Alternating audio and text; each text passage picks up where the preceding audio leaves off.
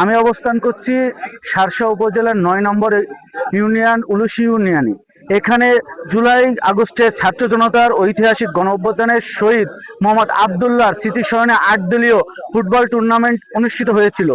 আজ তার final match অনুষ্ঠিত হচ্ছে এবং পুরস্কার বিতরণ অনুষ্ঠান আজকে অনুষ্ঠিত হচ্ছে। এখানে কিন্তু আজকের এই খেলায় প্রধান অতিথি হিসেবে উপস্থিত আছেন যশোর জেলা ছাত্র দলের সদস্য সচিব সাইনাজ ইমরান এবং বিশেষ অতিথি হিসেবে উপস্থিত আছেন শার্শা উপজেলা ছাত্র দলের সদস্য সচিব সবুজ হোসেন খান এবং এই ম্যাচ পরিচালনা করছেন মোহাম্মদ পারভেজ আহমেদ, নাবার্ন ডিগ্রি কলেজ ছাত্র দলের সাধারণ সম্পাদক।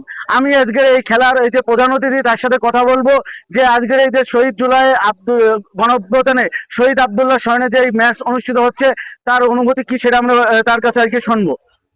আজকে যে এই যে খেলাটা অনুষ্ঠিত হচ্ছে জুলাই গণ অভ্যুত্থানের শহীদ আবদুল্লাহ স্মরণে এই ম্যাচটা খেলাটা অনুষ্ঠিত হচ্ছে, আপনার অনুভূতি কি?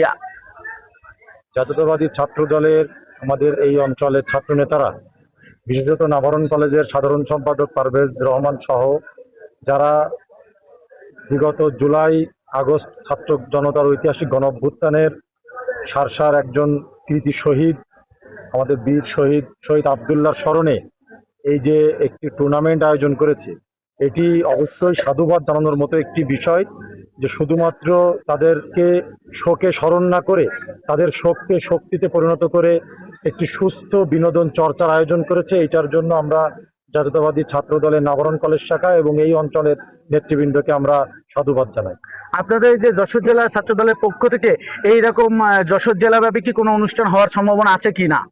আমরা জাতীয়তাবাদী ছাত্র দল যশোর জেলা শাখার উদ্যোগে একটি আন্তঃ কলেজ ফুটবল টুর্নামেন্ট এটি আমরা জুলাই শহীদদের স্মরণে করবার উদ্যোগ নিয়েছিলাম, কিন্তু এইচএসসি পরীক্ষা আসবার কারণে আমরা সেই আয়োজনটি পিছিয়ে দিয়েছি। ইনশাল্লাহ পরবর্তীতে ডেট আমরা আমাদের ৮ উপজেলায় অবস্থিত কলেজের ছাত্র দলের কাছে আমরা জানিয়ে দেব। ধন্যবাদ। এখন আমরা এই অনুষ্ঠানে আজকের প্রধান অতিথির সাথে কথা বলছিলাম। এবার এখানে বিশেষ অতিথি হিসেবে উপস্থিত আছেন শার্শা উপজেলা ছাত্র দলের সদস্য সচিব সবুজ হোসেন খান। তার কাছে আমরা শুনবো যে শার্শা উপজেলা ছাত্র দলের পক্ষ থেকে এইরকম অনুষ্ঠান আর হবে কি না সেটা আমরা জানতে চাচ্ছি। ধন্যবাদ আপনাকে। আপনারা জানেন গত জুলাই আগস্টে ছাত্র জনতার গণ অভ্যুত্থানে সারা বাংলাদেশে অসংখ্য মানুষ মারা গিয়েছেন। তার মধ্যে আমাদের শার্শার কৃতি সন্তান শহীদ আবদুল্লাহ নিহত হয়েছে। আমাদের শার্শা উপজেলা ছাত্র দলের অন্তর্গত ৯ নম্বর উল্লাসী ইউনিয়ন ছাত্র দল তারা উদ্যোগ নিয়েছে শহীদ আবদুল্লাহ স্মরণে একটি ফুটবল টুর্নামেন্ট আয়োজন করার জন্য। আপনারা জানেন ৮ দলীয় ফুটবল টুর্নামেন্টে আজকে ফাইনাল খেলা। এই ফাইনাল খেলায় আমাদের এই অনুষ্ঠানে প্রধান অতিথি হিসেবে উপস্থিত হয়েছেন যশোর জেলা ছাত্র দলের বিপ্লবী সদস্য সচিব বড় ভাই শাহনাজ ইমরান সহ অন্যান্য নেতৃবৃন্দ। আর আজকে যারা আয়োজন করেছে আমাদের নাবার্ন কলেজ ছাত্র দলের বিপ্লবী সাধারণ সম্পাদক পারভেজ রহমান, তারা মনে করেছে শহীদ আবদুল্লাহকে স্মরণ করার উদ্দেশ্যে একটি ফুটবল টুর্নামেন্ট আয়োজন করবে। সেই অনুযায়ী একটি সফল ফুটবল টুর্নামেন্ট আয়োজন করার পরে আজকে ফাইনাল খেলা অনুষ্ঠিত হচ্ছে। আমি মনে করি ৯ নম্বর উল্লাসী ইউনিয়ন ছাত্র দল যে উদ্যোগটি নিয়েছে, আমরা চেষ্টা করব শার্শা উপজেলার অন্যান্য ইউনিয়ন যেগুলো আছে অবশ্যই ধারাবাহিকতা বজায় রেখে অন্যান্য ইউনিয়নে যাতে এই ধরনের খেলা অনুষ্ঠিত হয় সেই বিষয়ে আমরা সজাগ দৃষ্টি রাখবো। ধন্যবাদ। আমি কিন্তু বিশেষ অতিথির সাথে কথা বলছিলাম। আজকের অনুষ্ঠানের যে পরিচালনা করছে এই অনুষ্ঠান ৮ দলীয় টুর্নামেন্ট, আমি তার সাথে কথা বলবো। আপনি এই যে খেলাটা অনুষ্ঠিত হচ্ছে এখানে কোনো অপ্রীতিকর কোনো ঘটনা ঘটেছে কিনা এবং এই যে খেলাকে ঘিরে সাধারণ জনগণ কেমন উল্লাসমুখর পরিবেশ দেখতে পাচ্ছেন? আপনারা ইতিমধ্যে দেখতে পাচ্ছেন মাঠের চারিপাশে দর্শক এবং এখানে এখনো পর্যন্ত কোনো অপ্রীতিকর ঘটনা ঘটেনি। খেলাটায় শুধু একটি সমস্যা হয়েছে, সেটা হলো লক্ষণপুর আঘাত আছে, যারা ফাইনাল আছে, তাই সেই দলের এক প্লেয়ারের পা ভেঙে গেছে। তারা ইতিমধ্যে টাকা পয়সা তুলছে, আমরাও তাদেরকে সাহায্য করছি কমিটির দিক থেকে।